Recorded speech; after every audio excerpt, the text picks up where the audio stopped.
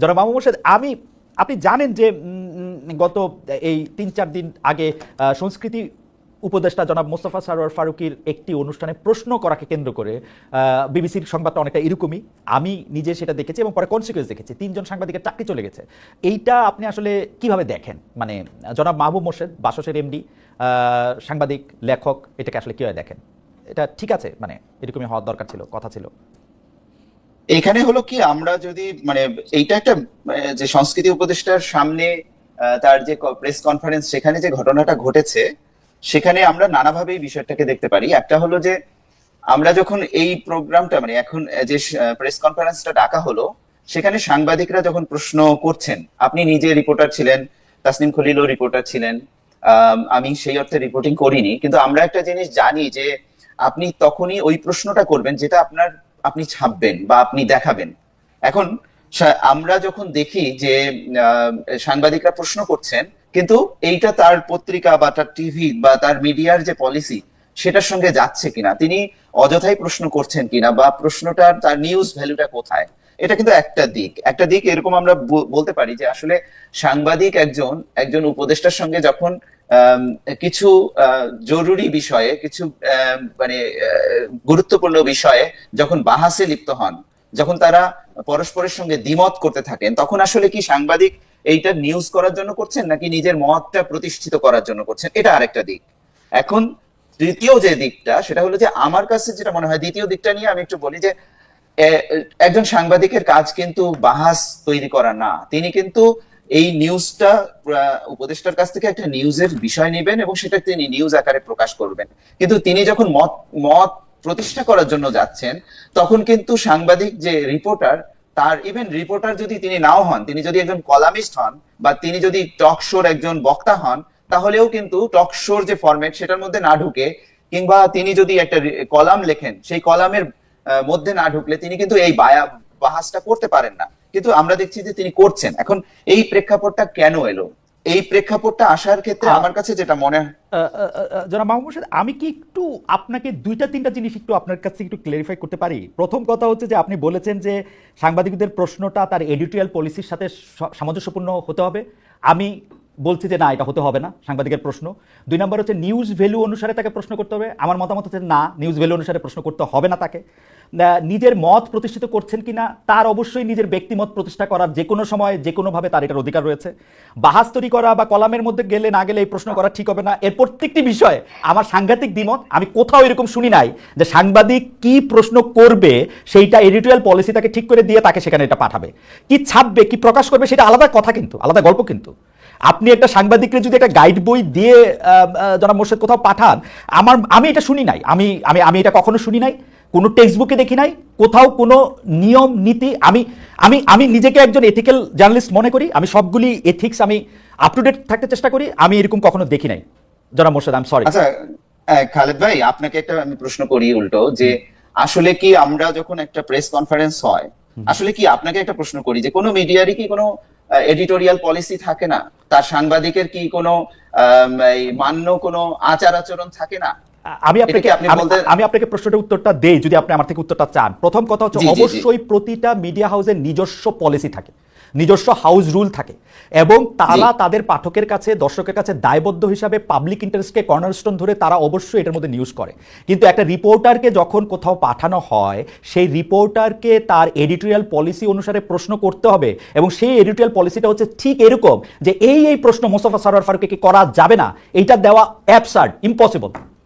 আচ্ছা খালেদ ভাই, আমি আরেকটা প্রশ্ন করি আপনাকে, সেটা হলো যে মোস্তফা সরোয়ার ফারুকী যে প্রেস কনফারেন্সটি করছিলেন, সেটার উদ্দেশ্যটা কি ছিল? আপনি তো দেখেছেন। আমি আমি আমি আমি আমি মাহবুব মোর্শেদ ভাই, আমি আসলে আপনাকে শুনতে এসেছি, দর্শকরা আপনাকেই শুনতে চায়, আমাকে না।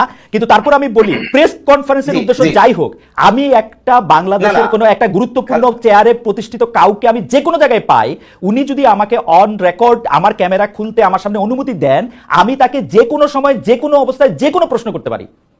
এটা হচ্ছে আমার আন্ডারস্ট্যান্ডিং অফ জার্নালিজম। খালেদ ভাই, আমি যদি আপনাকে প্রশ্ন করি, এই প্রশ্নটার একটা, এই প্রেস কনফারেন্সের তো একটা পারপাস ছিল। আপনি ধরেন আমাদের যেটা মানে একটা কাস্টম থাকে, যে আমি যে কারণে আপনার বাসায় রাতে গিয়েছি, আমাকে আপনি রাতের খাবার সেখানে খেতে ডেকেছেন, আমি কি আপনাকে ওখানে অন্য কিছু আরেকটা আপনার যেটা প্রসঙ্গ না, আপনার যেটা প্রস্তুতি নেই, সেরকম একটা দাবি করতে পারি কিনা? পারি। বা ধরেন ধরেন পারি। না, আমি উদাহরণ দেই। ধরেন প্রফেসর ডক্টর মোহাম্মদ ইউনূস কাতার ঘুরে এসেছেন এবং তিনি সংবাদ সম্মেলনটা করছেন যে কাতারে তার সফর নিয়ে আমি অবশ্যই তারে প্রশ্ন করতে পারি রোহিঙ্গাদের করিডোর কেন দিলেন। এই প্রস্তুতিটা থাকতে হবে উনার, দ্যাটস ওয়াই উনি ডক্টর মোহাম্মদ ইউনূস এবং এখন সরকার প্রধান হিসেবে বসছেন। সংস্কৃতি উপদেষ্টার এই এবং আপনি খেয়াল করে দেখবেন, আমি জনাব মুস্তফা সরোয়ার ফারুকীকে অনেক বাহবা দেই, তিনি কিন্তু ওই প্রশ্ন উদ্দেশ্য বিদেহ যাই থাকুক না কেন মারাত্মক ভালো সামলেছেন, তিনি ভালো পারফরমেন্স করেছেন, তিনি ভালোভাবে এটা করেছেন। তিনি আমি কিন্তু তাকে বড় ভালো পয়েন্ট দিব যে তিনি সাংবাদিকদের ভালো সামলেছেন এবং উপযুক্ত উত্তরও দিয়েছেন। উপযুক্ত কিনা সেটা অন্য কথা, ভালো উত্তর দিয়েছেন। আচ্ছা, ভালো উত্তর দিয়েছেন, ঠিক আছে, কিন্তু আপনার কি মনে হয় যে উনি কিন্তু ওই প্রেস কনফারেন্সের ডিটেইলটা যদি আপনি পড়েন, ওখানে কিন্তু উনি বলছেন যে প্রেস কনফারেন্স কেন ডাকলাম, আপনারা এটাকে কোন দিকে নিয়ে না, এটা উনি আমি উনার থেকে একটু সাংবাদিকতা উনি জানবেন এটা আমি আশা করি না। উনি প্রেস কনফারেন্স যে কারণেই ডাকুক, আমি ওনাকে যে কোনো প্রশ্ন করতে পারি। মোর্শেদ ভাই, আপনি এটা চেক করে দেখতে পারেন। এটা সারা পৃথিবীর সাংবাদিকরা যে কোনো সময় যে কোনো জায়গায় যে কোনো লোককে পাবে। উনি যদি অফ দ্য রেকর্ডের শিলটা না নেন, তাহলে উনি এই প্রশ্ন তাকে করতে পারবেন। আচ্ছা খালেদ ভাই, আপনি তো অনেক জি সাউন্ড মনে হয় চলে গেছে। না, আচ্ছা খালেদ ভাই, আচ্ছা আমি একটু প্রশ্ন করি আপনাকে, সেটা হলো আপনি তো অনেক দিন ধরে সাংবাদিকতা করছেন এবং অনেক বড় বড় জায়গায় আপনি সাংবাদিকতা করেছেন। যে কোনো জায়গায় যে কোনো পরিস্থিতিতে যে কাউকে যে কোনো প্রশ্ন করা যায়, এই বিষয়ে কিছু উদ্ধৃতি আপনি কি আমাদের দিতে পারেন? না, আমি মুখস্থ উদ্ধৃতি দিতে পারবো না, কিন্তু আমার কাছে আমি আপনাকে নিশ্চয়তা দিয়ে বলতেছি, মাহবুব হোসেন ভাই, আমি উদ্ধৃতি মুখস্থ করে আসি না, আমি আপনাকে নিশ্চয়তা দিয়ে বলতেছি। আপনি আমাকে বলছেন তো আমি অনেক জায়গায় বড় ছোট আমি মানি না। আচ্ছা মাহবুব, আমি যদি আপনাকে একটা প্রশ্ন করি, আপনি তো বাসসের সম্পাদক, প্রধান সম্পাদক, বাসসে কি আপনাদের এমন কোনো নীতি আছে যেখানে আপনারা আপনাদের সাংবাদিকদেরকে গাইডেন্স দিয়ে রাখেন যে এই প্রশ্নগুলো করা যাবে না? না, আসলে কি মানে আমি যেটা আর্গুমেন্টের যে জায়গাটায় আসতে না, আমি আর্গুমেন্টে যাচ্ছি না, আমি জাস্ট একটা factual information, you as the chief editor of Bangladesh সংবাদ সংস্থা বা ম্যানেজিং এডিটর, রাইট? আমি জানতে চাচ্ছি যে বাংলাদেশ সংবাদ সংস্থার সাংবাদিকরা কোন প্রশ্নগুলো করতে পারবে না, এমন কোন নীতি কথা কি আপনারা লিখিত কোথাও রেখেছেন কিনা? না, এরকম নীতিমালা নাই। আপনার নিজের আপনাদের নিজেদের কোনো রিটেন পলিসি নাই যে আপনাদের সাংবাদিকরা এই প্রশ্ন করতে পারবে না? না, এরকম নাই। আচ্ছা, তাহলে আমরা আসলে এতক্ষণ ধরে কি তর্কটা করতেছি? আমরা তো এরকম কোনো নীতিমালা চাই না। আচ্ছা, আমি একটু মাঝখান থেকে বলি, আমাদের দর্শকদের মধ্যে অনেকে বলতে আমি বলতেছি, কিছু লোক আমাকে প্রশ্ন করতেছে যে ভাই আপনি 17 বছর কোথায় ছিলেন, কারে কোন দিন কোন প্রশ্ন করছেন, বা একটু কষ্ট করে দেখে নেন আমি কোন দিন কারে কি প্রশ্ন করছি, আগে একটু দেখেন তাইলে আবার একটু বললেন।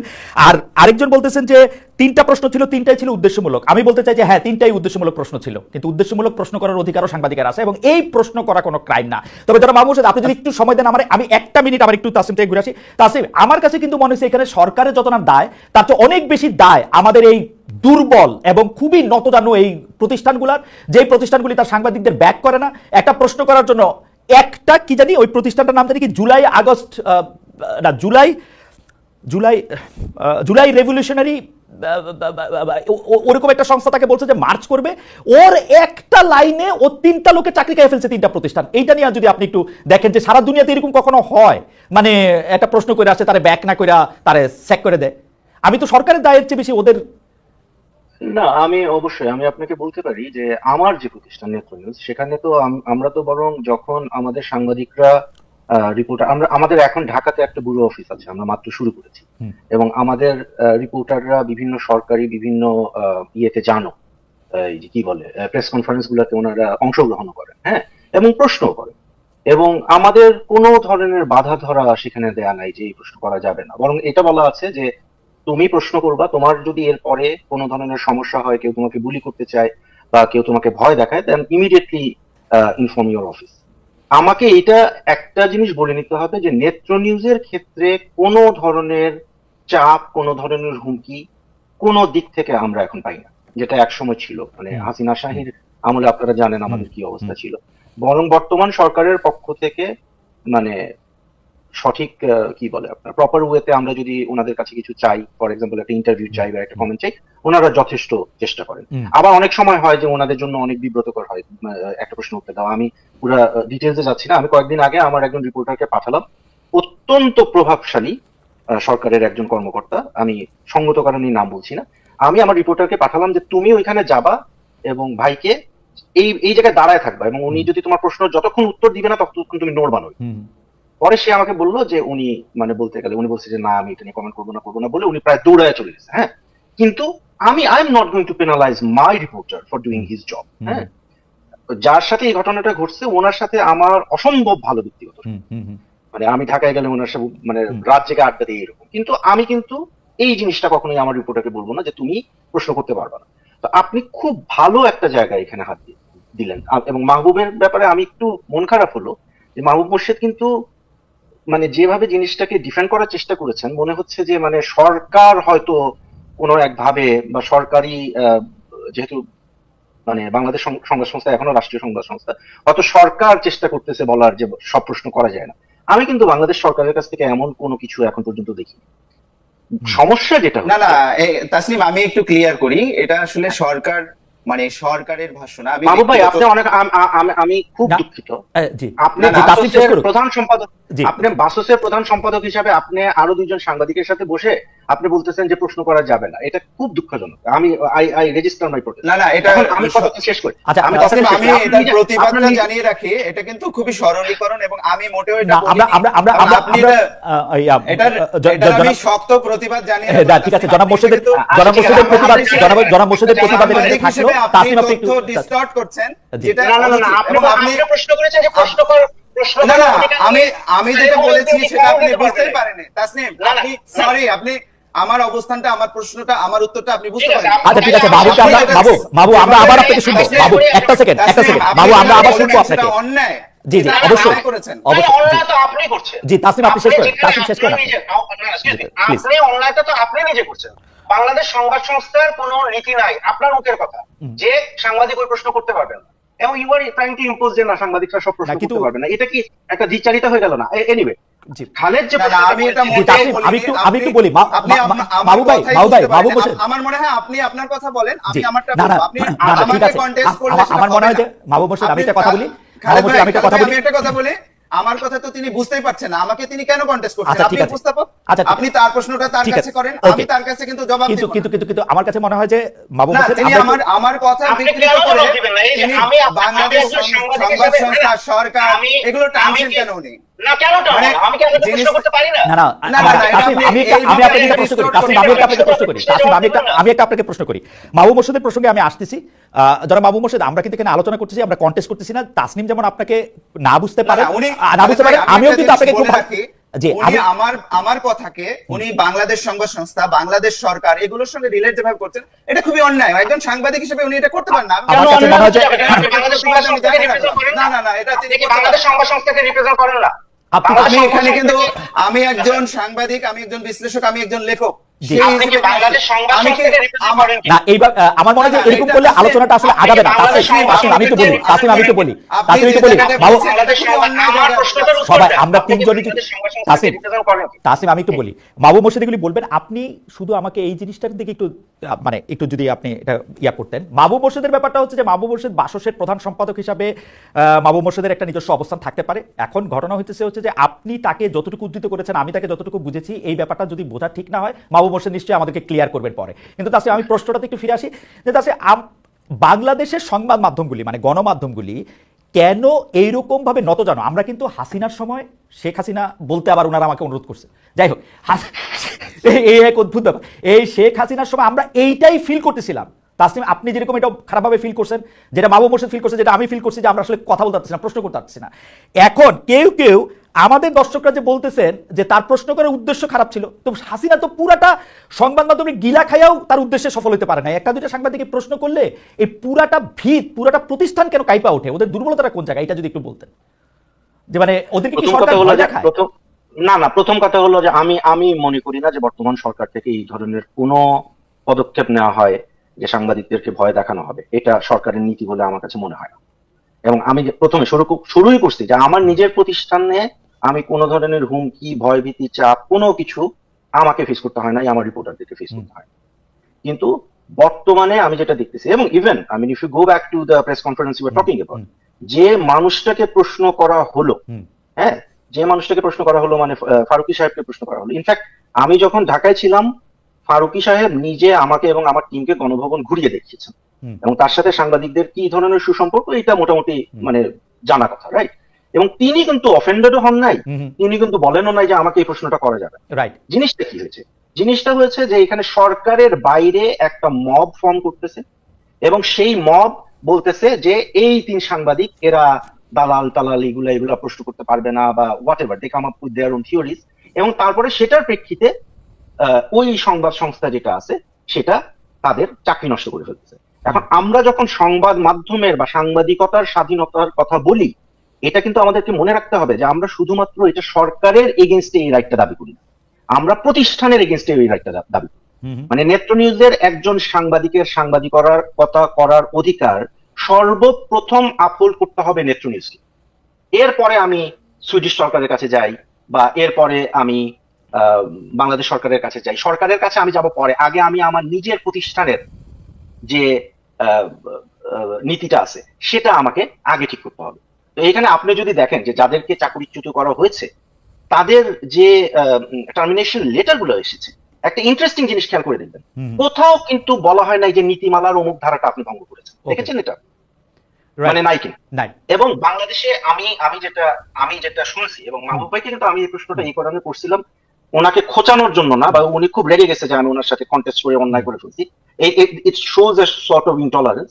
আমার জানার একেবারে একাডেমিক একটা আগ্রহ ছিল যে বাসসের মতো একটা সংবাদ সংস্থার নীতিমালা এখানে কি বলে। আমার কাছে মনে হয় যে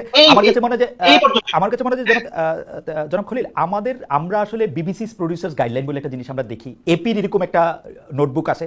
আমি যতদূর জানি যে প্রথম আলো তাদের সাংবাদিকদেরকে দেখানোর জন্য, মানে আমি যখন প্রথম কাজ করতাম তখন থেকে একটা কাজ শুরু করেছিল, তারপরে গেছে তারাও একটা এরকম একটা হ্যান্ডবুক বা নোটবুক বানাইছে, কিন্তু এটা নিয়ে প্রশ্ন করে কি আছে সেটা আমি এখনো জানি না। তবে আমি একটু জনাব মাহবুব মোর্শেদের কাছে যাই। জনাব মাহবুব মোর্শেদ, আপনি পার্সোনালি নেবেন না, আমি শুধু আপনার ফেসবুক যে লাইভে আপনি যা লিখছেন তা থেকে আমি আপনাকে একটু উদ্ধৃত করি। আপনি সেখানের মধ্যে লিখছেন যে সংস্কৃতি উপদেষ্টা সাংবাদিক সম্মেলন আমি লাইভ দেখেছি, সাংবাদিক হিসেবে আমি বুঝেছি এখানে উপস্থিত কয়েকজন সাংবাদিক সলা পরামর্শ করে মব করতে গিয়েছে, তারা মোস্তফা সরোয়ার ফারুকীকে নানা প্রশ্ন করে ক্যামেরার সামনে কাবু করতে চেয়েছিলেন। আমি শুধু এই কথাটা বলতে চাই যে আপনার কাছে কি মনে হয় যে তারা মব করতে সেখানে গিয়েছিলেন, মানে আপনি যা লিখেছেন সেইটা আপনি মনে করেন কিনা? আরেকটা ফেসবুক ইয়েতে বলেছেন যে আপনি আরেকটা ফেসবুক পোস্টে বলেছেন ওই ঘটনার পরপরই যে শেখ হাসিনার মাফিয়াতন্ত্রের তল্পিবাহক ও সক্রিয় সহযোগী সাংবাদিকরা মুখ খুলতে শুরু করেছেন। এটার মাফ করবেন, এটা আর বিস্ময়কর সংবাদ নয়। আমার কথা হচ্ছে, আমি আপনার এই 3 লাইনের সাথে ওই 3 লাইনের সাথে একমত পোষণ করেও আমি বলতে চাই, যদি করেও তাতে কি অসুবিধা? শেখ হাসিনা তার পুরো মিডিয়া ইন্ডাস্ট্রিজে গিলা খায়া পকেটে রাইখাও কিন্তু এইটা মুখ বন্ধ করতে পারে না। আমরা এটা প্রতিবাদ করছি। 3 জন সাংবাদিক যদি মনে করে যে তারা শেখ হাসিনার সমর্থক বা তারা এটা করতে পারবে, লেট ইট বি। জনগণ কোনটা পাইছা নেয়, কোনটা পাইছা নেয় না, সেটা তো আমরা তাদের দেখতে দিতে পারতে হবে। এটার মধ্যে মানে আপনার অবস্থাটা আমরা একটু শুনতে চাই, জানতে চাই, এবং দর্শকদের একটু বলে দিতে চাই যারা মাহবুব মোর্শেদকে চেনেন, জানেন, তারা জানেন।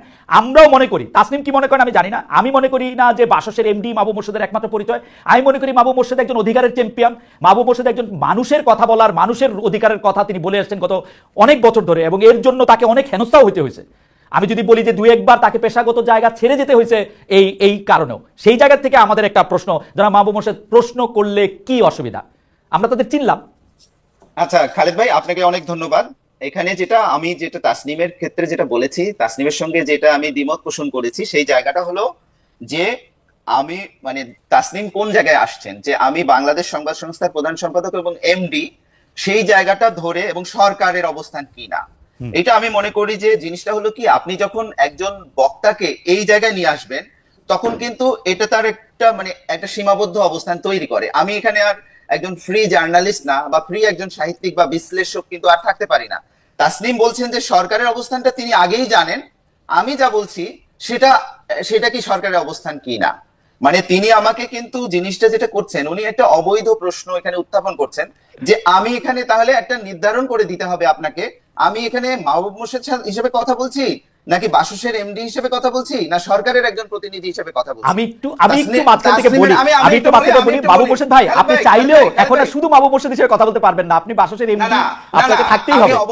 অবশ্যই আপনি আমাকে ওই অবস্থানে ঠেলে দিতে পারেন, কিন্তু আমি যখন আমার ব্যক্তিগত মতামত দিচ্ছি বা বিশ্লেষণ করছি, আমি কোনো মতামত দেইনি, আমি পাল্টা প্রশ্ন করেছি আপনাকে কয়েকটা, আমি কিন্তু নিজের মতামত এই আগের সেশনে দেইনি। কিন্তু তাসলিম অবৈধভাবে আমাকে টেনেছেন ওইদিকে, তিনি সরকারের অবস্থান জানেন, জেনে আমাকে কিন্তু ওই অবস্থানটা উনি কনফার্ম করতে বলছেন যে সরকার তো প্রশ্ন করার ক্ষেত্রে বাধা দিচ্ছে না, আপনি কেন প্রশ্ন করাকে প্রশ্ন করছেন।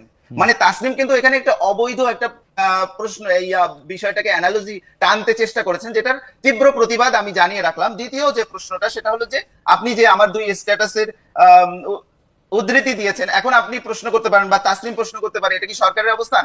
না, এটা সরকারের অবস্থান না।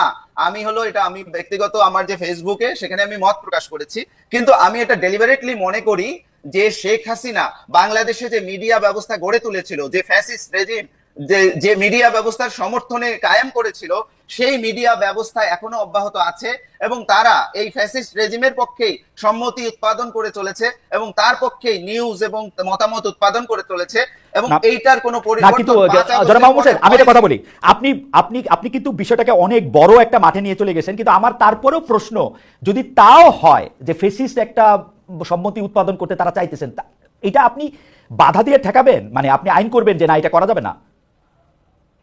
খালেদ ভাই, বড় মাঠে নিয়ে যাওয়া কি মানা আছে? না না, মানা নাই, মানা নাই। আমি প্রশংসা করেই বললাম মানা নাই। আমি বলতেছি যে আপনি এটা কি ঠেকাবেন আইন করে? জিনিসটাকে খালেদ ভাই, আপনি জিনিসটাকে ছোট মাঠে রাখতে চাইছেন। না, আমি রাখতে চাইছি না। আমি বলতেছি আপনি নিয়ে গেছেন। তাহলে আমি বড় মাঠে গেলে আপনার অসুবিধা? আমি তো অসুবিধার কথা বলি নাই রে ভাই। আমি আপনাকে বলছি যে আপনি বড় মাঠে নিয়ে গেছেন, এখন আপনি জবাব দেন যে আপনি এটা আইন করে নিষিদ্ধ করতে চান কিনা, যে না ফেসিবাদের পক্ষে শেখ হাসিনার পক্ষে যায় এরকম কোন প্রশ্ন কোনো সাংবাদিকরা করতে পারবে না, এটাকে আপনি আইন চান? দেখেন খালেদ ভাই, এখানে কিন্তু অসংখ্য মানুষ শহীদ হয়েছেন, অসংখ্য মানুষ আহত হয়েছেন এবং সেই জিনিসটা আমি স্পেসিফিক আপনার প্রশ্নের উত্তর আমি দিব। অসংখ্য মানুষ শহীদ হয়েছেন, অসংখ্য মানুষ আহত হয়েছেন। এখানে একটা 15.5 বছরের একটা রেজিম অতিক্রম করে আমরা এসেছি এবং আমাদের কিন্তু কথা বলার কোনো স্বাধীনতা ছিল না, আমাদের মানবাধিকার ছিল না। আপনারা সবাই এটার ভিকটিম, অনেকেই ভিকটিম, আপনাদের বাইরেও অনেকে ভিকটিম। আপনি এখন কি 5 আগস্টের পরে এখনো বিচার প্রক্রিয়াটা শেষ হলো না? আপনি হলো আওয়ামী লীগের ব্যাপারে কোনো সিদ্ধান্ত গ্রহণ করতে পারলেন না। আওয়ামী লীগের মধ্যে কোনো অনুশোচনা বোধ, কোনো দুঃখ বোধ কিচ্ছু নাই। আপনি হলো এখন আওয়ামী লীগের যারা আওয়ামী লীগের পক্ষে সেই কাজগুলো করতো, সাংবাদিকতা করতো, নানান ধরনের প্রক্রিয়ার সঙ্গে জড়িত ছিল, তাকে আপনি ছেড়ে দিলেন। সমাজটা কি আমি ছেড়ে দিব বাবু ভাই, আমি ছেড়ে দিব। আপনি এখন আমাকে জবাব দেন, আপনি তাদের ছেড়ে না দেওয়ার আইন চান কিনা? আমি তাদের ছেড়ে দিব। আপনি তাদের ছেড়ে না দেওয়ার আইন চান কিনা? সাংবাদিকদের আমি ছেড়ে দিব। সাংবাদিকরা যদি ক্রাইম না করে আমি সাংবাদিকতা নিয়ে কোনো প্রশ্ন তুলব না। সাংবাদিকরা যদি ক্রাইমের সাথে যে জড়িত তাকে আটকাবো। সাংবাদিকের বিরুদ্ধে হত্যা মামলার পক্ষে আমি না। খালেদ ভাই, একটা ফ্যাসিস্ট রেজিমের পক্ষে দাঁড়ানো, একটা হত্যাকারীর পক্ষে দাঁড়ানো, এর চেয়ে বড় অপরাধ আর কি হতে পারে? আপনি তার বিরুদ্ধে মামলা করেন, ফ্যাসিস্টের পক্ষে দাঁড়ায় সে কি করছে তার বিরুদ্ধে মামলা করেন, কিন্তু সাংবাদিকতা করতে গিয়ে একজন যদি এইটা ভাই আপনি আমাকে প্রশ্ন করছেন, আমি জবাব দিছি, আপনি এখন আমার জবাবটা দেন। আমি কইছি আমি ছেড়ে দেব, এটা এই রিস্ক নিয়েই কইছি। এই যে 50 জন আমাকে অলরেডি গালি দেওয়া শুরু করছে যে আমি ফ্যাসিবাদের পক্ষে দাঁড়াই গেছি। আপনি উত্তর দেন এখন আমার। শেখ হাসিনা ফ্যাসিস্ট, আপনি এটার আইন চান কিনা বলেন? আমি বাংলাদেশ আইনের প্রতি শ্রদ্ধাশীল, আপনি আইন করেন যে শেখ হাসিনার পক্ষে যায় এরকম কোন প্রশ্ন কোনো সাংবাদিক করতে পারবে না। আমি এটার পক্ষে আছি, আপনি আইন করেন। খালেদ ভাই আপনি তো আইনের ছাত্র। আমি আইনের ছাত্র না, আমি সাংবাদিকতার ছাত্র। আইন না, এটার বিচার হচ্ছে, এটার বিচার প্রক্রিয়া অব্যাহত আছে এবং এই বিচার প্রক্রিয়াটা চলছে। এটার জন্য আইন করতে হবে না, এখানে বিচার করলেই যথেষ্ট। এবং আমরা মনে করি করতে হবে, মানে আপনি কি করতে হবে বলে দেন মাহবুব ভাই, আপনি কি করতে হবে বলে দেন। আমি কালকে আমার রিপোর্টারে যে পাঠামো ফারুকের কাছে, আমি কি প্রশ্ন করতে পারবো না এটা আপনি আমারে বলে দেন। আপনি আমার নির্বাহী আদেশে এটা বলে দেন, আমি এই প্রশ্ন করবো না। তাহলে আর আপনি যদি এখন আমারে কন যে আমি ফারুকের এই প্রশ্ন করবো যে ফারুকি ভাই আপনি এইটা করছেন কি এইটার জন্য আমার রিপোর্টার এই প্রশ্ন করবো, এর লেগে আমি ফেসিবাদের দোষর হয়ে যাবো, এই রিস্ক নিতে আমি রাজি আছি। আপনি কন আমার ফেসিবাদের দোষর? খালেদ ভাই, আপনি তো বললেন যে পৃথিবীর বিখ্যাত সব সাংবাদিকরা বিভিন্ন বইয়ে বিভিন্ন জায়গায় লিখেছে যে কোনো জায়গায় যে কাউকে যে কোনো পরিস্থিতিতে যে কোনো প্রশ্ন করা যায়। জি মনে করি তো। এখন আমি তো এটা মনে করি না। আমি তো মনে করি যে আপনি যখন রাস্তা দিয়ে হাঁটছেন, আপনি যখন একটা প্রাইভেট ইয়েতে আছেন তখন প্রশ্ন করা যায় না। আপনি যখন আমারে বাজেট নিয়ে সংবাদ সম্মেলন ডাকছেন তখন আমি হলো এটা কি অন্য কিছু নিয়ে এটা আপনি মনে করেন, কারণ এটা হচ্ছে সাংবাদিকতা সম্পর্কে আপনার ধারণাকে আমি সম্মান করি, কিন্তু আমি মনে করি এরকম ধারণা আমি কখনো দেখি নাই। আপনি যখন দেখবেন আপনি আমাকে শিখায়। আমি আপনার একটা কথা বলি ভাই, কেউ যদি আমার সাথে কথা না বলতে পারে সে একটা জিনিস কয় অফ দ্য রেকর্ড। আমি অন রেকর্ড বলতেছি, আপনার উপদেষ্টা পরিষদে এখনো 8 জন উপদেষ্টা আছে যারা আমার সাথে অফ দ্য রেকর্ড এমন অনেক কিছু বলছে যেটা আমি বললে এখন অনেক রকম ঝামেলা হবে, আমি এটা জীবনে বলবো না, অন মাই ডেড বডি। কিন্তু আমি ক্যামেরা খোলার পরে উনি যা বলবে আমি সবকিছু ছাপানোর অধিকার রাখি। হ্যাঁ, আপনি অবশ্যই সবকিছু ছাপানোর করেন। আমি যেটা দেখতে পাচ্ছি সেটা হলো যে আমি যদিও বাসসের এমডি এবং প্রধান সম্পাদক, কিন্তু জিনিসটা হলো যে আপনাদের কথা শুনে যেটা বুঝতে পারছি যে উপদেষ্টাদের সঙ্গে সরকারের নীতি বিষয়ে আপনারা আমার চেয়ে বেশি ওয়াকিবহাল এবং বেশি হলো এটার সাথে। এটা কখন বললাম মাহবুব ভাই? আমরা এটা মাহবুব ভাই আমরা কখন বললাম? আমি বললাম যে আপনার উপদেষ্টা পরিষদে অন্তত 8 জন উপদেষ্টা আমার সাথে অফ দ্য রেকর্ড অনেকগুলি কথা বলছে, এটা আমি জীবনে ছাপাবো না। খালেদ ভাই, সেটা তার ব্যক্তিগত কথা হতে পারে, সরকার নিয়েও তো না হতে পারে। আপনি বললেন 8 জন উপদেষ্টার কথা। এখন বিষয়টা হচ্ছে কি, আমার যেটা ধারণা, এটা আমি বলি, সেটা হলো যে ফ্যাসিস্ট রেজিম আমরা অতিক্রম করে এসেছি, যেটাকে পরাজিত করেছি, হ্যাঁ, সেই রেজিমের বিচার করতে হবে, সেই রেজিমের যারা সহযোগী তাদের বিচার করতে হবে, এবং সেই রেজিমকে যারা সেভ করতে চায়, যারা হলো শেখ হাসিনাকে হত্যাকারী মনে করে না, যারা এই 1400 শহীদের যে যে হত্যাকাণ্ড সেটাকে ছোট করতে চায়, তাদেরও আমরা চাইবো বিচার হোক। এটা আমার একজন, আমি সাংবাদিক হিসেবে বলেন, লেখক হিসেবে বলেন, অ্যাক্টিভিস্ট হিসেবে বলেন, এটা আমার অবস্থা। আচ্ছা, আমি বলি মাহবুব ভাই, সিরিয়াসলি আপনাকে ওই সাংবাদিক যখন ওকে প্রশ্ন করছে যে আমি কি জানি 1400 আপনি কেন এরকম করে বলতেছেন বিচার হওয়ার আগে, আমি প্রশ্নটাকে ভালো প্রশ্ন মনে করি না, আবারও বলি একটু টিকা দিয়া, কিন্তু আপনি মনে করেন যে সে শেখ হাসিনার পক্ষে দাঁড়া গেল, শেখ হাসিনার পক্ষে তার অবস্থান আপনি যেটা মনে করছেন সেটা সেরকম? আপনি বিডি নিউজে ডিটেইল আছে, বিবিসিতে ডিটেইল আছে, ডিটেইল পড়ছি ভাই। আমরা এরকম অনেক প্রশ্ন, মাহবুব ভাই আমি আপনাকে বলি, আমি এরকম অনেক প্রশ্ন করি যেটার উত্তরটা আমার মনে ডিফারেন্ট। আমার এটা কাজ রে ভাই, আপনি একটা যে কোনো জায়গায় প্রশ্ন করলেই এই প্রশ্নের পক্ষে সে দাঁড়ায় গেলে এটা মনে করা এক ধরনের জুজুর ভয় দেখা।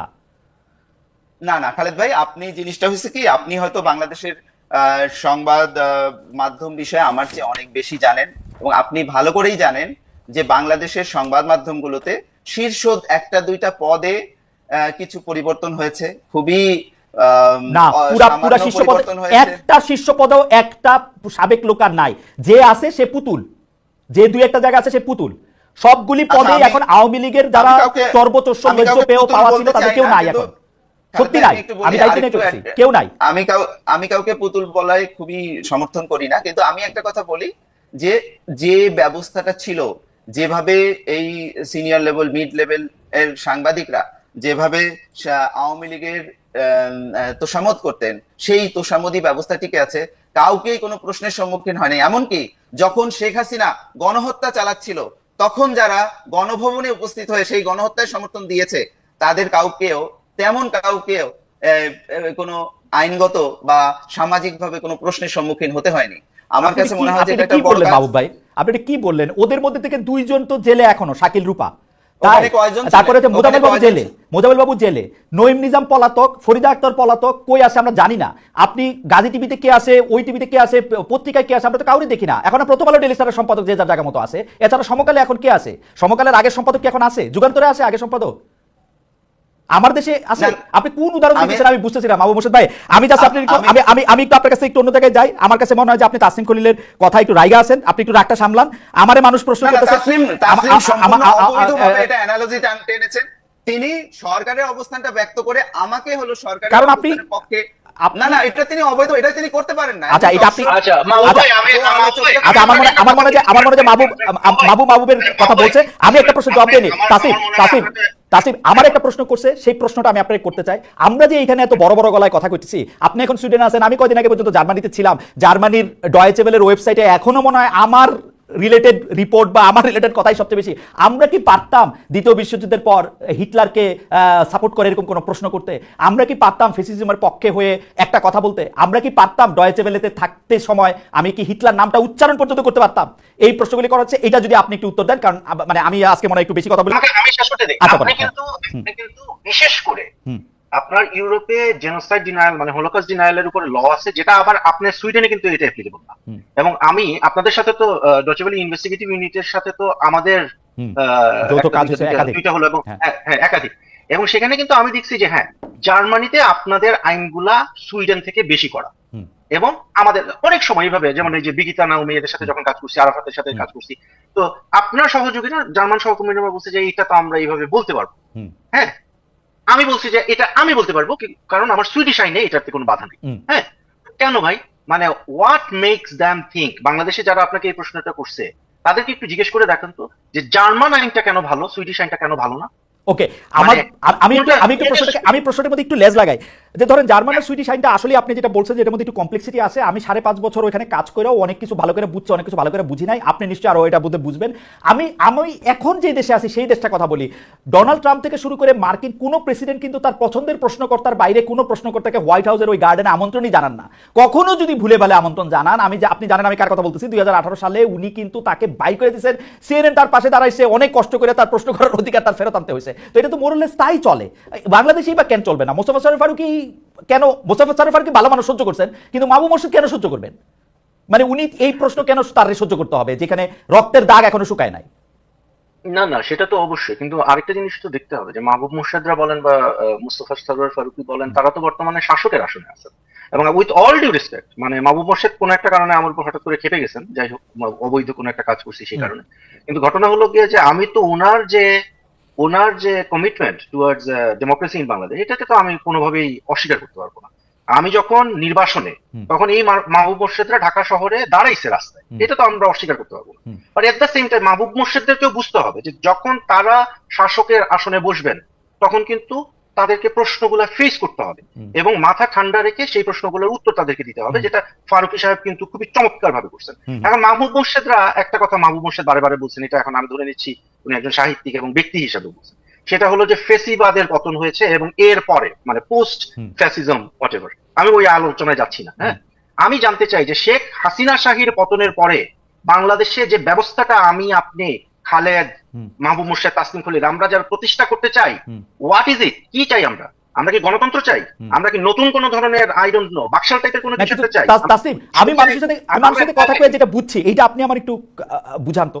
আসলে আমরা এখন গণতন্ত্র চাই, কিন্তু যারা 15 বছর ধরে গণতন্ত্রের প্রতিটা প্রতিষ্ঠানকে গলাটিপা হত্যা করছে বলে আমরা দাবি করি, তাদেরকে আমরা আবার একটা প্ল্যাটফর্ম দিব কিনা গণতন্ত্র প্রতিষ্ঠান নামে, এই প্রশ্নটা অনেকে আমারে করে। আমারে এটা বলে যে ভাই আপনি কেন, আপনি কাউকে ডিপ্ল্যাটফর্ম করতে হলে আপনি কোন নাগরিককে আপনি ডিপ্ল্যাটফর্ম করতে পারবেন না। আপনি ডিপ্ল্যাটফর্ম করতে পারবেন, আপনি রেস্ট্রিক্ট করতে পারবেন ক্রিমিনালকে, তাকে আপনি জেল দিতে পারবেন, তাকে আপনি নিষিদ্ধ করতে পারবেন, তারে আপনি বাংলাদেশের আইনের জন্য সম্ভবত আপনি ফাঁসিও দিতে পারবেন, কিন্তু কোন নাগরিককে তার সিভিল রাইটস আপনি হরণ করতে পারবেন না। এখন সে একজন মানুষ আওয়ামী লীগ করে, সে কোনো খুন করে নাই, সে কোনো চুরি করে নাই, সে যা ছিল তার কাছে মনে হয় যে শেখ মুজিবুর তাসিফ আপনি খুবই গুরুত্বপূর্ণ একটা জায়গা আছে, আপনি শেষ করলে আমি এই ব্যাপারে একটু মাহবুব মোর্শেদের মানে প্রশ্ন না আমি বলতে চাই, একটা লোক আওয়ামী লীগের সমর্থক আছে না বাংলাদেশে, আমরা তো ওই যে আমরা এগুলো নিয়ে হাসাহাসি করতাম, ওই এক লোক সে জীবনে স্যান্ডেল পরে নাই কারণ শেখ মুজিব এই মাটিতে ঘুমায় আছে, তো তখন সবাই বলতো যে এই লোক বাথরুম করে কোথায়। I mean I am being very like maybe non veg here. হ্যাঁ, কিন্তু ঘটনা হলো আপনি ওই লোককে কোন ধারায় আটকাবেন যে না সে আওয়ামী লীগের সমর্থক, তারা এখন জেলে পাঠিয়ে দিবেন? এই বাংলাদেশ আপনি চাইছি, এই বাংলাদেশ তো আপনি চাইনি কেন? এর আগে আমরা দেখি নাই মানে জামাত শিবিরের কথা বলে একটার পর একটা এক্সট্রাজুডিশিয়াল এক্সিকিউশন করা হয়েছে। জামাত শিবিরের নেতাদের ছেলেদেরকে আপনার বছরের পর মীর আহমেদ বিন কাসেমের ছেলে 8 বছর সে র্যাবের TFI 1 এ ছিল, কিসের নামে? যে ওরা একটা ক্রিমিনাল। আমার কথা হলো আপনি যদি কাউকে ক্রিমিনালাইজ করতে হয় আপনি আইনের মাধ্যমে করবেন। আপনার একটা কথায় আমার আপত্তি আছে, আপনি বলছেন যে ওইটাকে প্রশ্ন করারে অবৈধ করে দেন, আমি আইন বানায় অবৈধ করে দেন, আমি সেই আইনের বিরুদ্ধে দাঁড়াবো, ঠিক আছে? কারণ আমার গণতান্ত্রিক পদ্ধতি হলো আপনি গণতান্ত্রিক আইনের মাধ্যমে আপনি মানুষকে কাটিল করতে পারেন। এখানে বাংলাদেশে আমরা তাইলে চাচ্ছিটা কি? আমরা আরেকটা শেখ হাসিনারে বসাবো এখানে, আরেকটা শেখ হাসিনা বানাবো? তাসনিম, আমরা একটু খুব দ্রুত প্রশ্নগুলির মধ্যে আসি। যারা মাহমুদ সাহেব আপনি যদি এটা অ্যাড্রেস করেন যে আমরা আসলে কারো সিভিল রাইট হরণ করতে পারি কিনা, যে প্রশ্নটি তাসনিম তুললেন এখন। না, আমরা অবশ্যই কারো সিভিল রাইট হরণ করতে পারি না। যারা সাংবাদিকতা করছে তাদের রাইট হরণ করতে পারি না। যারা কোনো একটা মতাদর্শ ধারণ করার জন্য তার রাইট হরণ করতে পারি না। কেউ যদি আওয়ামী লীগ করে এবং সে যদি নিরপরাধ হয় তার রাইটও হরণ করতে পারি না। কিন্তু যে হত্যাকারী, যারা এই যে জুলাই আগস্ট মাসে এতগুলো হত্যাকাণ্ড ঘটিয়েছে, যারা এর আগে অসংখ্য গুম খুন এইগুলো ঘটিয়েছে, তাদের বিচার হতে হবে, শাস্তি হতে হবে এবং তাদের সহযোগীদের বিচার হতে হবে এবং যারা তাদের পক্ষে দীর্ঘ 15.5 বছর ধরে সম্মতি উৎপাদন করেছে, তাদের পক্ষে ন্যারেটিভ তৈরি করেছে, তাদের বিচার হতে হবে। মাহবুব মোর্শেদ, আমার একটা এক সেকেন্ড জনাব খলিল, এক সেকেন্ড আমি ভুলে যাবো একটা সেকেন্ড। জনাব মাহবুব মোর্শেদ, আপনি কি মনে করেন যে 3 সাংবাদিক চাকরিচ্যুত হয়েছেন তারা গত ফেসিস্ট সরকারের সময় সম্মতি উৎপাদকদের মধ্যে কেউ ছিলেন? মানে ওনাদের প্রশ্ন ফলো করলেই আপনি বুঝতে পারবেন যে তারা শেখ হাসিনাকে 1 নাম্বার হলো হত্যাকারী মনে করছে। ওকে, আপনি মনে করতেছেন তারা ওই বিগত রেজিমের সম্মতি উৎপাদকদের মধ্যে ছিলেন? না, বিগত রেজিমে ওই প্রেস কনফারেন্স আপনি অ্যানালাইজ করেন, তারা মনে করছেন শেখ হাসিনা তারা প্রশ্ন করছেন, তারা প্রশ্ন করছেন দুই জিনিস। প্রশ্ন কিন্তু তারা মতামত দিচ্ছেন যে তারা আর্গুমেন্ট করছেন, তারা বিতর্ক করছেন। ওকে, আমার মনে হয় এবার খলিল বলেন। জি খলিল বলেন। আমার প্রশ্নটা এটা। জি বলেন। মাহবুব মোর্শেদ, আমি যতদূর জানি আপনি গণতন্ত্রে বিশ্বাসী একজন মানুষ, আইনের শাসনে বিশ্বাসী একজন। যখন শেখ হাসিনাকে কোনো দিন কালে মানে কোনো কালে যদি শেখ হাসিনাকে বাংলাদেশের কোনো একটা আদালতে হাজির করা হয় এবং সেখানে তাকে ডিফেন্ড করে, তার তো এজ এ একিউজড, তার তো ডিফেন্স পাওয়ার অধিকার আছে, আমি মনে করি যে আপনারা এখনো এটা অস্বীকার করবেন না। তখন যদি তার উকিলরা বলে যে উনি একটাও খুন করে নাই, বাংলাদেশে 1400টা লোক মারা যায় নাই, তাইলে কি আপনারা ওই আইনজীবীর অধিকারটা হরণ করবেন? জনাব মাহবুব মোর্শেদ। দেখেন দেখেন উকিলের পেশা একটা, সাংবাদিকতার পেশা একটা। সাংবাদিকরা যখন উকিলের ভূমিকায়, শেখ হাসিনার উকিলের ভূমিকায় অবতীর্ণ হয়, সেটাকে আমি সাপোর্ট করব না, কিন্তু উকিল যখন উকিলের ভূমিকায় অবতীর্ণ হবে সেটাকে সাপোর্ট করব।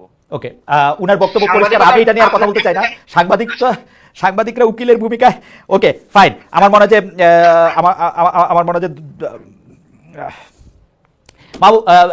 আমি একটু মুভ অন করি, কারণ এটা আসলে কোথাও যাইতেছে না। আমাদের দর্শকরা মনে করতেছে যে কোনো কারণে মানে আমি অনেক বেশি শেখ হাসিনার প্রতি আমার মানে কোনো আমি যাই না। হয়, আমরা একটা প্রশ্ন করতে চাই যেন তাসিফ খলিল আপনাকে। 5 আগস্ট থেকে আমরা একটা স্পেশাল জায়গা দেখতেছি ক্যান্টনমেন্ট নিয়ে। কারণ হচ্ছে সেনাবাহিনীকে নিয়ে ধরেন আমার আর আপনারও আসলে সেনাবাহিনী নিয়ে প্রফেশনাল আলাপ হয়েছে, কোন সেনাপ্রধান আসলে কি করতেছে, কি এটা করতেছে। আপনি কি কোনো চেঞ্জ দেখতে পান এই সরকারের সময় সেনাবাহিনী রিপোর্টিং এর ক্ষেত্রে? যেমন আমি 2-3টা জিনিস দেখি। যেমন মনে করেন আমি দেখি এই সরকারের আমলে নিযুক্ত একজন সাংবাদিক কাজ করতেছে কিনা, বা একটা পুলিশ ওসি ইন্সপেক্টর কোথাও কাজ করছে কিনা, সেইটা নিয়ে খুঁজে বাইর করে একটা প্রশ্ন তোলা হয়। কিন্তু স্বয়ং সেনাপ্রধানই শেখ হাসিনার নিযুক্ত একজন, তো ওইটা নিয়ে খুব বেশি প্রশ্ন তোলা হয় না। অনেকগুলি ক্ষেত্রে আপনার লেখা রিপোর্টে বা কিছুটা জুলকারনাইল সায়েরের ইয়াতে আমি দেখেছি যে অনেক গুরুত্বপূর্ণ পদে সেনাবাহিনীর সদস্যরা বসেছিলেন আরেকটা লম্বা সময় পর্যন্ত, সেগুলি নিয়েও আসলে বড় কোনো কথা হইতে দেখি না। আমরা একটা বড় আফসোসের জায়গা ছিল যে আর্মিকে আমরা অনেক বেশি জবাবদিহি করতে পারি না, যদিও চাই, যখন আর্মি আবার রাজনীতিতে করতে চায়। এইটা কি একটু ইমপ্রুভ হয়েছে? আপনি কিভাবে দেখেন ব্যাপারটা আসলে? এটা তো একদিনে ইমপ্রুভ হবে না, এটা আস্তে আস্তে ইমপ্রুভ হবে। আমার কাছে মনে হয় যে এখন যে ঘটনাগুলো ঘটতেছে সেগুলো কিন্তু আমরা মানে হঠাৎ করে পরিবর্তন করে ফেলবো, এটা মনে হয় যে খুব একটা স্মার্ট হবে না চিন্তা করাটা। আবার এই যে ফ্রাস্ট্রেশনটা মানুষের মধ্যে, যে পরিবর্তনটা হলো কই, এটাও কিন্তু খুবই হেলদি।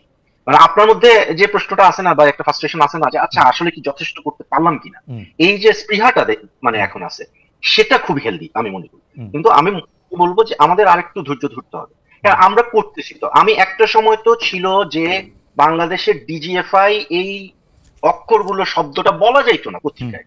হ্যাঁ, এখন আমরা কি করতেছি, এখন আমরা পত্রিকায় দেখি যে ডিজিএফআই এর গোপন বন্দিশালায় ইউনূস সাহেব গেছে, সাথে আমাদেরকে নিয়ে গেছিল, এবং ওইখানে আমরা এই যে আয়নাঘর যেটা, হ্যাঁ জেআইসি যেটা ছিল, সেখানে আমরা গেছি, ডিজিএফআই এর নাম নিয়ে মানুষ কথা বলতেছে, ফেসবুকে গালি দিয়ে একেবারে মানে ভরাই ফেলতেছে আমি। হ্যাঁ, এবং আমি নিজে আমাকে ধরেন আমার সম্ভবত নেত্র নিউজের একটা সাম্প্রতিক একটা রিপোর্ট, কিছু মানুষের মনে হয়েছে যে এটা আর্মির পক্ষে গেছে। হ্যাঁ, এবং এরপরে শুরু করছে যে আমিও এখন আর্মির দালাল, হ্যাঁ, বা আমিও এখন ডিজিএফআই এর মানে অফ অল পিপল। সো বা এটা এটা আস্তে আস্তে হচ্ছে, আমি এটাকে খুবই পজিটিভলি দেখি। বাট এখানে আমাদেরকে একটা একটা জায়গায় খুব শক্ত থাকতে হবে, সেটা হলো যে যারা সম্পাদক আছেন এবং মালিক পক্ষ আছেন, তারা যেন তাদের সাংবাদিকদের যে অধিকার, প্রশ্ন করার, অনুসন্ধান করার অধিকার, এটা যেন তারা নিজে হরণ না করে। রাইট। যারা মাহবুব মোর্শেদ, আমরা গত 15 বছরে স্পেশালি শেখ হাসিনার সময়টাতে পুরোটা সময় মানে মানে এখন আমরা কইলে তো কারে কারে কওয়া হয়, আমার কথাই কন, আমি বাসসকে নিয়ে অনেক হাসাহাসি করছি। কারণ আমার কাছে মনে হতো যে অ্যাবসলিউটলি নিউজ ফ্রি একটা কোনো কিছু যদি দেখতে হইতো সেটা বাসসকে দেখতে হইতো, কারণ এর মধ্যে কখনোই কোনো নিউজ থাকে না। মানে এইটা নিয়ে একটা হাসাহাসি এরকম ছিল যে বাসসের সাংবাদিকরা আসলে অন্য পত্রিকা পড়ে নিউজ জানতো আসলে কি হইতেছে, মানে এর বাইরে খবরের। এইটা কি চেঞ্জ হয়েছে একটু? আমার ফ্রাস্ট্রেশনের জায়গাটা বলি, আমার কোনো ঝামেলা নাই, আপনি চেঞ্জ হইেন না বা হন, কিন্তু আমি এখনো প্রথম 3টা নিউজের মধ্যে 2টা নিউজ দেখতে পাইতেছি ডক্টর ইউনূসকে নিয়ে, এবং আমার কাছে এইটাও অ্যাবসলিউটলি নিউজ ফ্রি একটা জায়গা মনে হইতেছে। এটাকে আমার ভুল আমি জানি না, মানে আপনি কি ফিল করেন? মানে আমার কাছে মনে হচ্ছে যে বাসস না পড়লে আমার নাও হয় আর কি, চলে আর কি, বাসস না পড়লে আমার চলতেছে। আপনি কি ফিল করতেছেন বলেন তো? আপনি আসার পর আমরা একটু আশান্বিত হয়েছিলাম। আচ্ছা, আমি যেটা বুঝতে পারছি যে আপনি সময়ের অভাবে আসলে বাসসে বোধহয় নিয়মিত ঢুকতে পারেন না, এটা বুঝতে পারছি। সেটা হলো যে আমরা 17 আগস্ট থেকে 18 আগস্ট থেকে কাজ শুরু করার পরে আমরা এ পর্যন্ত বাংলাদেশে বোধহয় একমাত্র সংবাদ মাধ্যম যেখানে হলো জুলাই গণঅভ্যুত্থানের শহীদদের উপরে ইন ডিটেইল এবং খুবই রিমোট এরিয়াতে গিয়েও আমরা 750 রিপোর্ট প্রকাশ করেছি। তো এই রিপোর্টগুলো আছে, ওয়েবসাইটে আছে, এবং আপনি খুব জানেন যে বাসসে হলো, বাসস মূলত ইংরেজি সার্ভিস, এটা পরে বাংলা সার্ভিসটা এখানে অ্যাড হয়, যেটা পুরোপুরি যে বাংলা সার্ভিস তৈরি হয়েছে তা না, এবং অনেক পরে এসে কিন্তু ওয়েবসাইটটা তৈরি হয়েছে। তো ওয়েবসাইটটা আমি আসার পরে দেখলাম যে এখানে লোকবল একদম ছিলই না, এবং এটা আপডেট করা বা এগুলোর দিকে, এটা মূলত সার্ভিস, ওয়েবসাইটটা পরে তৈরি করা হয়েছে এবং ওটা একদম একভাবে পড়েই ছিল। পরে এখানে আমরা ওয়েবসাইটটা চালু করেছি এবং নিয়মিত আপডেটের ব্যবস্থা করেছি। আরেকটা ব্যাপার হলো যে এখানে এভারেজে নিউজ যে যেত, আমরা বিরোধী দল বা ধরেন অন্যান্য বিরোধী দল না, অন্যান্য রাজনৈতিক দল, সরকারের পাশাপাশি সব রাজনৈতিক দলের নিউজ এখন প্রকাশ করছি এবং সরকারের সমালোচনাগুলো প্রকাশ করছি, এবং সরকারের একই সমালোচনা, সঙ্গে সরকারের সমালোচনা হ্যাঁ, তাইলে মনে হয় আমি আসলেই যারা, দেখি না বাসস অনেকদিন। কোথায় বলেন তো? আচ্ছা আমি আমি আপনাকে লিংক পাঠিয়ে দিব, তাহলে হয়তো না, আপনি যেমন বুঝতে যেমন পারবেন। ইন্টারেস্টিং ইন্টারেস্টিং মাও ভাই, ইন্টারেস্টিং কিরকম, যেমন ধরেন আমি এখন ওয়েবসাইটটা খুলা, আপনি আসার আগে ওয়েবসাইটটা খুলে রাখছিলাম, এখন দেখতেছি এক নজরে চারটা নিউজের মধ্যে তিনটা প্রধান উপদেষ্টার। এগুলি কি ডক্টর ইউনূস বলে দেন আপনাদের যে তিনটা রাখবা? না, কারণ এই তিনটার মধ্যে আমি সম্পাদক হলে একটাও রাখতাম না। কারণ আপনি আপনি যে এটা ইচ্ছা করে রাখছেন এটা আমার মনে হয় না। আজকে আপনি হলো যখন ইয়েতে যাবেন, আপনি দেখবেন যে আজকে বিএনপির একটি বড় সমাবেশ হয়েছে নয়াপল্টনে, এবং সেখানে কিন্তু সরকারের যথেষ্ট সমালোচনা হয়েছে, সেই সবগুলো নিউজ কিন্তু বাসসের ওয়েবসাইটে আছে। এবং আপনি জানেন যে আমরা আমরা মূলত যেটা হয় যে আমরা যেহেতু অফিসিয়াল ভাষ্যটা তৈরি করার একটা ট্র্যাডিশন এখানে আছে, ফলে আমরা যেটা বেসিক্যালি এটা ইংরেজি নিউজ পেপার গুলোতেই নিউজ সার্ভিস গুলো দেওয়া হয়ে থাকে, এবং আমাদের প্রোডাকশন যে আগে যেখানে হলো বাসস এভারেজ ধরেন সারাদিনেই হয়তো 70-80টা নিউজ প্রডিউস করতো, সেখানে আমরা কিন্তু অন্যান্যদের সাথে প্রতিযোগিতা করে এটাকে 200-250 নিউজে নিয়ে গেছি। এবং এখানে ধরেন বিএনপি, জামাত, এনসিপি থেকে শুরু করে, যেটা বাসসের ইতিহাসে কখনোই ছিল না, এই নিউজগুলো আমরা প্রকাশ করি। এখন আমি তো ধরেন আজকের উদাহরণটা দিলাম যে নয়াপল্টনের সমাবেশের নিউজ আপনি এখানে কিন্তু খুব ইজিলি খুঁজে পাবেন। আর আপনি যেমন ওয়েবসাইট দেখতে পাচ্ছেন, আমি এখন এই মুহূর্তে ওয়েবসাইট দেখতে পাচ্ছি না, কারণ আমি ল্যাপটপ খুলি নাই। Right. তো ফলে আমি আপনাকে লিঙ্ক গুলো পাঠিয়ে দেবো যে বাসস কি ধরনের নিউজ করেছে। আর একটা জিনিস, যেটা শহীদদের নিউজ আসলে কোনো সংবাদ মাধ্যম করেনি, যেটা আমরা আগের আলোচনার সাথে রিলেটেড, যে এতগুলো মানুষ শহীদ হলো, জাতিসংঘ বলছে 1400, নানান ধরনের লোকালি অনেক গবেষণা হয়েছে, কিন্তু আমরা কিন্তু কোনো বাংলাদেশের কোনো সংবাদ মাধ্যমকে দেখিনি যে তারা ধারাবাহিকভাবে যাত্রাবাড়িতে কারা আসলে শহীদ হয়েছেন, কারা ফাইটটা করেছেন, এগুলো করে নাই। আমরা কিন্তু এটা করেছি।